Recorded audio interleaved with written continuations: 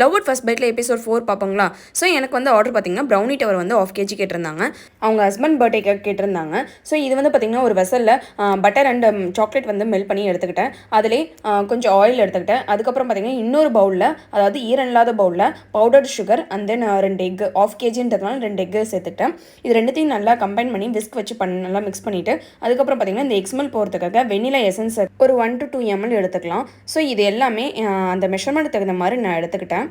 இப்போ இது ரெண்டுமே தனித்தனியாக வெசலில் எடுத்துக்கிட்டோமா? இப்போ இது ரெண்டுத்தையுமே எல்லாமே கம்பைன் பண்ணுறோம். ஏற்கனவே பட்டர் அண்ட் சாக்லேட்டை மெல்ட் பண்ணதை எடுத்துகிட்டு வந்து இதில் எக்கோட கம்பைன் பண்ணி நல்லா விஸ்க் பண்ணிக்கிறோம், நல்லா மிக்ஸ் பண்ணிக்கணும். இதில் வந்து நம்ம எந்த விதமான பேக்கிங் பவுடர், பேக்கிங் சோடா எதுவுமே நம்ம மிக்ஸ் பண்ணல.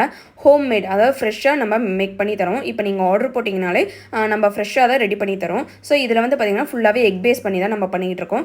நெக்ஸ்ட்டு இதில் ட்ரை இன்க்ரீடியன்ஸ் ஆட் பண்ணுறோம். ட்ரை இன்க்ரீடியன்ஸ் பார்த்திங்கன்னா மைதா அண்ட் கொக்கோ பவுடர் ஆட் பண்ணுறோம்.